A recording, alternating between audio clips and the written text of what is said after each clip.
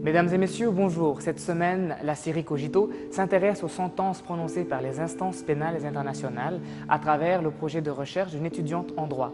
Par la suite, nous vous replongeons dans l'Antiquité afin d'observer les liens étroits entre rhétorique et dialectique.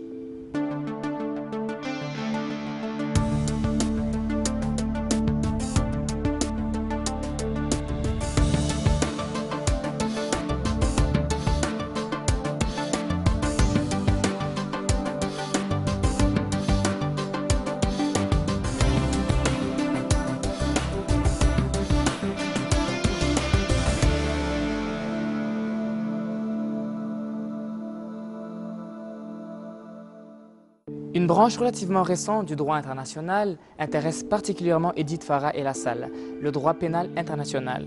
Ce dernier s'articule autour de trois objectifs précis, à savoir l'interdiction de conduite jugée contraire aux valeurs fondamentales de la communauté internationale, la condamnation des personnes qui y contreviennent et l'application de sentences pénales internationales.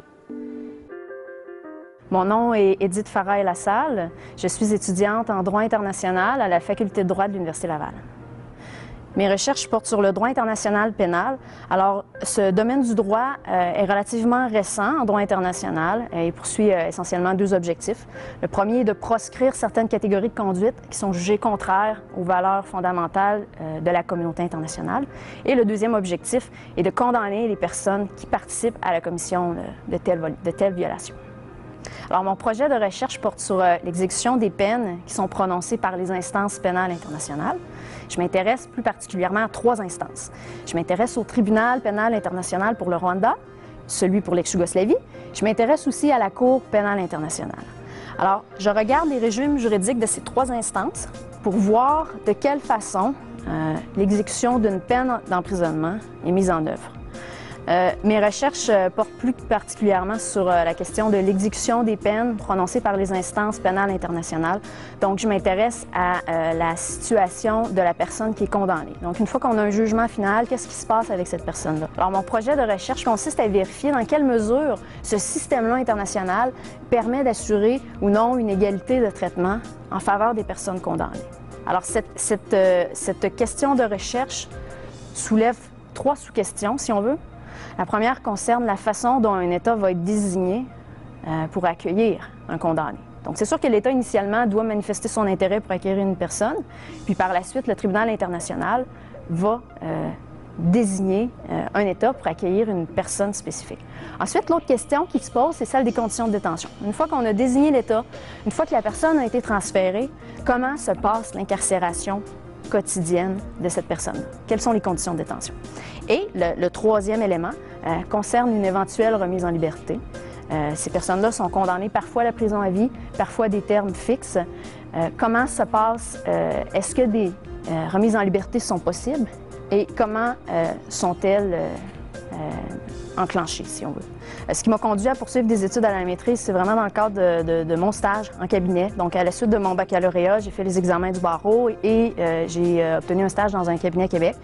Alors, c'est vraiment dans le cadre de ce stage-là que ma passion pour les droits humains s'est développée.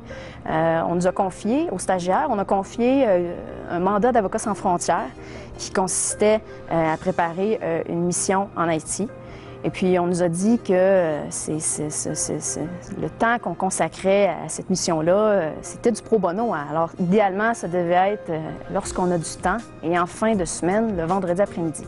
Puis finalement, au fil des semaines, c'est vraiment ces moments-là qui me passionnaient beaucoup, qui ont été très révélateurs pour moi. Puis, à la fin de mon stage, au lieu de continuer en cabinet, j'ai décidé de poursuivre des études supérieures, de me spécialiser en droit international pénal en m'inscrivant à la Faculté de droit de l'Université Laval. J'ai choisi ce sujet de recherche à cause d'une note de bas de page. C'est assez particulier. Dans le premier article que j'ai lu en droit international pénal, dans mon cours de droit, l'auteur parlait de façon générale sur ce domaine-là. Puis, il parlait plus spécifiquement de la question des peines en disant que les peines est une question qui peut étudier, qui est récente, qui est pas... Les juges sont vraiment au stade, si on veut, de la définition des crimes, de la condamnation et tout ce qui se passe après, donc l'exécution de la peine, est peu étudié. Puis là, il y avait une note de bas de page qui référait à certains auteurs qui ont étudié la question un tant soit peu. Donc, un petit peu comique de penser aujourd'hui que, dans le fond, j'étudie cette question-là en raison d'une note de bas de page que j'ai eue. Une professeure que j'avais eue ici à l'Université Laval m'a dit « Si tu es intéressé par le domaine du droit international pénal, je te suggère fortement de rencontrer tel professeur. » Alors, la professeure en question s'appelle Fanny Lafontaine. Alors, je l'ai rencontrée quelques semaines avant le début de la session pour lui dire que je me questionnais concernant mon choix d'études. Puis elle m'a fait part des projets très pratiques, des projets concrets sur lesquels ces étudiants ont l'occasion de se pencher dans le cadre de leur maîtrise, dans le cadre de leurs études supérieures. Les projets qu'on peut réaliser dans la clinique permettent vraiment à l'étudiant d'acquérir une expérience pratique dès la maîtrise. Alors, la clinique de droit international pénal humanitaire, on l'a fondée en 2008. Au départ, c'était assez petit. L'idée, c'était de jumeler des étudiants qui étudient ici à l'Université Laval, soit au baccalauréat, à la maîtrise ou au doctorat, avec des professionnels, des avocats qui travaillent dans des dossiers internationaux en matière de droits humains. Donc, on a vraiment au départ travaillé, et encore aujourd'hui, avec les institutions internationales pénales, comme Edith a travaillé à la Cour pénale internationale, avec le tribunal pénal pour le Rwanda et, bon, d'autres tribunaux, mais aussi avec des organisations de défense des droits des victimes, donc notamment Avocats sans frontières et plusieurs autres. Donc, les étudiants travaillent, mettre en pratique les connaissances théoriques qu'ils ont appris avec les victimes, mais aussi avec des criminels de guerre allégués, et donc apprennent un petit peu aussi ce que c'est la présomption d'innocence. Les activités de la clinique permettent d'acquérir des connaissances théoriques, mais permettent surtout et peut-être même avant tout d'acquérir une expérience clinique, une expérience pratique. Pour être un bon chercheur ou un bon praticien en droit international, les premières qualités requises, avant tout, il faut être curieux. Il faut être curieux de nature. Il faut aussi être très créatif parce que c'est un domaine qui est relativement jeune. Le droit international pénal est une branche très récente du droit international.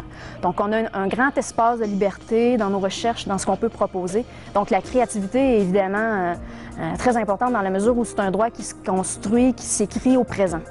En fait, le droit international pénal s'intéresse vraiment à la responsabilité criminelle de certaines personnes qui commettent certains crimes.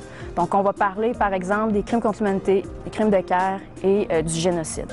Donc, c'est des crimes de masse, c'est des crimes importants qui, par leur nature, le plus souvent, s'attaquent à l'essence même de l'être humain. Donc, c'est pour ça qu'on dit que c'est des crimes internationaux, des crimes contre l'humanité, de génocide qui devraient concerner, qui devraient intéresser toute la communauté internationale. Et ce qui me passionne dans ce sujet de recherche-là, c'est avant tout les objectifs poursuivis par la justice pénale internationale. Alors, peu importe le sujet de recherche qu'on va avoir dans ce domaine-là, je crois qu'on est avant tout sensibilisé à certaines valeurs fondamentales qui devraient concerner tous les êtres humains. Les dossiers qu'on a en droit international pénal sont des dossiers qui sont très lourds, qui sont très sensibles, qui sont très émotifs. Ça, c'est certain. On ne peut pas se distancer, malgré tous les principes juridiques qu'on nous enseigne à la maîtrise.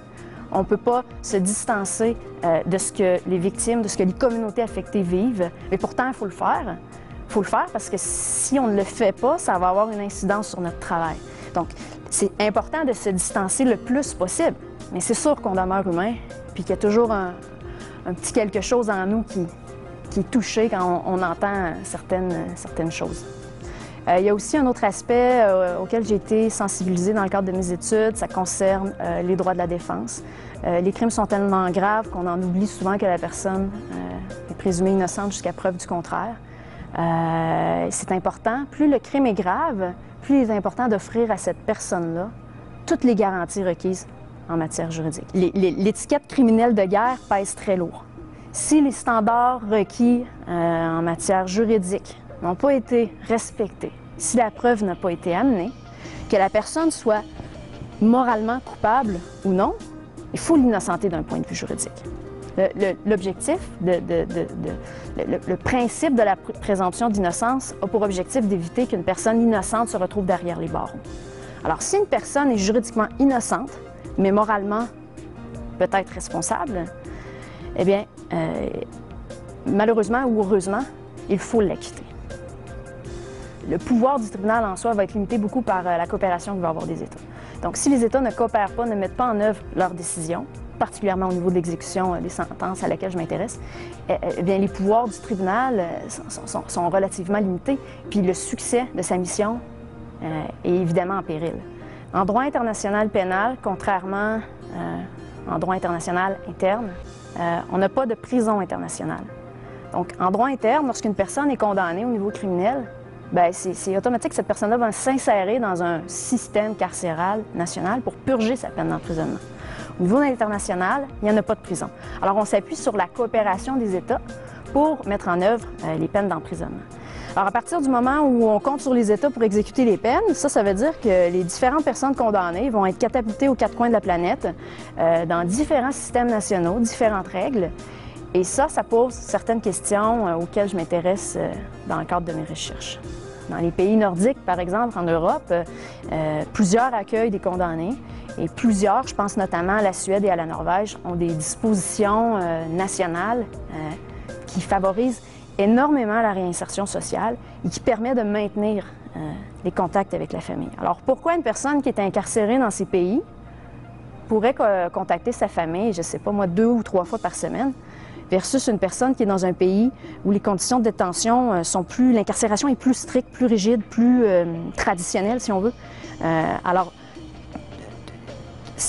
toutes ces questions-là soulèvent vraiment la question de l'égalité ou de l'inégalité de traitement entre les condamnés. Au niveau de l'exécution des peines, la seule façon de vraiment uniformiser la détention, c'est de créer une prison internationale. Mais bon, c'est pas quelque chose qui se fait si facilement que ça. C'est une solution qui est très coûteuse. La justice pénale internationale coûte très cher là, avant même d'arriver à une condamnation.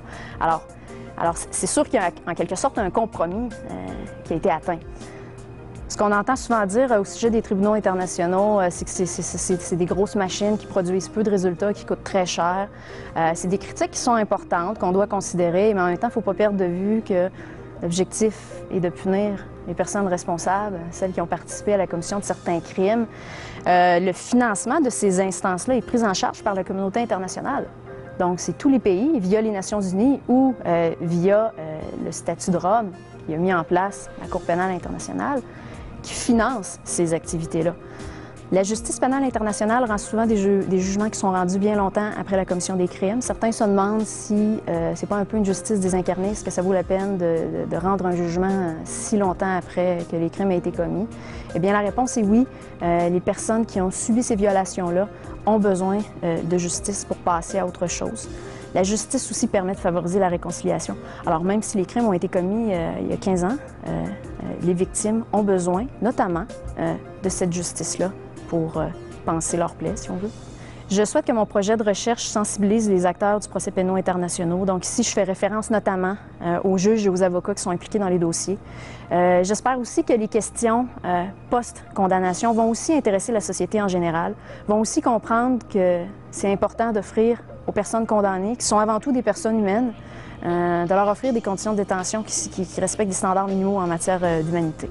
J'espère, bien humblement, que mes recherches vont permettre de sensibiliser les juges sur la question d'incarcération, sur la nécessité d'offrir un traitement uniforme à toute personne condamnée.